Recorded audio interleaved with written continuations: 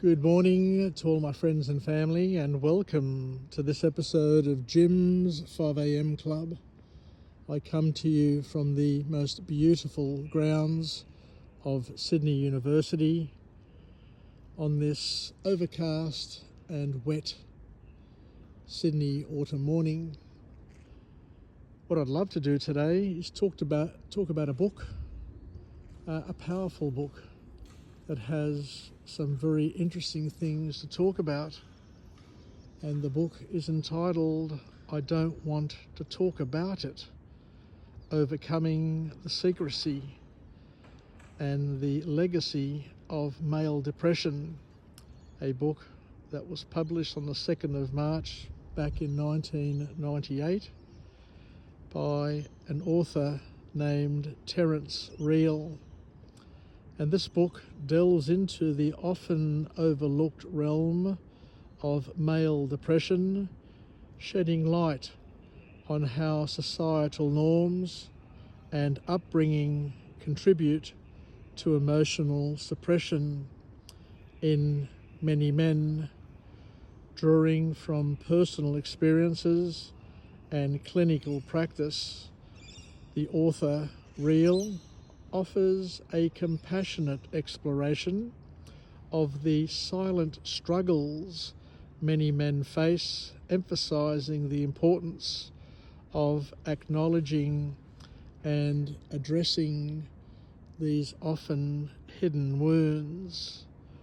So let's go through some of the key learnings and go on a walk and talk, see what we can learn, what we can incorporate into our inventory of skills, knowledge and wisdom, and see whether or not it's something that we can take into our future as an asset to help us and to help others get through, over, under and away from the grips of male depression. So the first key point to come from this author is where he talks about the hidden nature of male depression.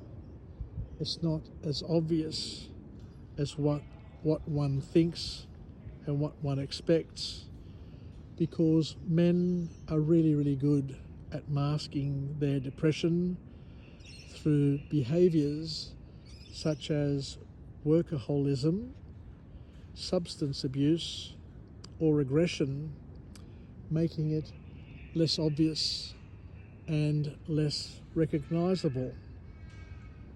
This concealment stems from societal expectations that discourage emotional vulnerability in men. The next point that the author highlights, and something that we should all think about and consider, is where one has a look back over time and has a consideration in terms of the impact of childhood socialization. The author here explains that from a young age, boys happen to be conditioned to suppress their emotions and prioritize achievement over connection. This socialization style leads to a disconnection from their own feelings and hampers their ability to form deep relationships with themselves, with God, and with other people around them.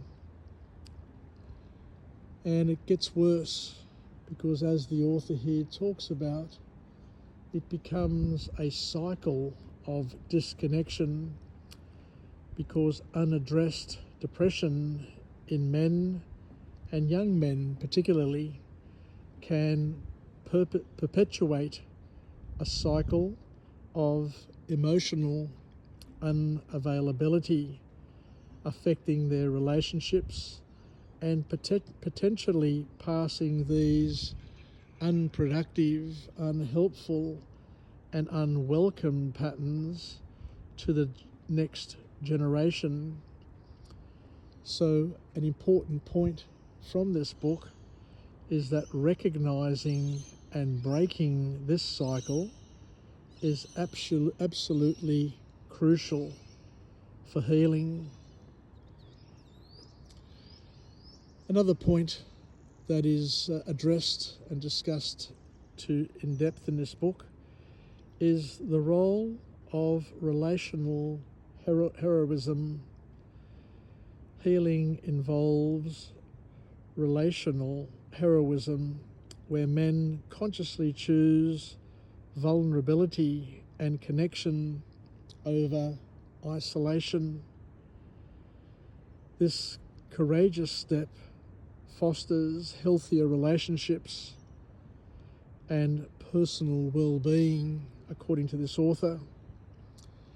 And the last point to come from this book is where we look at the importance of therapeutic intervention, where professional therapy can help men confront and understand their type and style of depression, offering tools to reconnect with their emotions and with their loved ones. Embracing this support, according to the author, is a vital step towards recovery. So in summary, Terrence Reel's "I Don't Want to Talk About It" serves as a pivotal resource, encouraging men to confront societal pressures and embrace emotional authenticity for a more powerful and more fulfilling life. Thank you very much for joining me on this episode of Jim's 5am Club, where I come to you from the most magnificent grounds of Sydney University, where I'm standing in the main quadrangle, a courtyard which is absolutely spectacular, and during a week where there'll be families and students here enjoying their graduation and making lifelong memories, a memory that will last their entire lifetime, where they make their parents proud, their partners proud, and most importantly, themselves proud. Take care, and we'll chat again soon. Bye for now.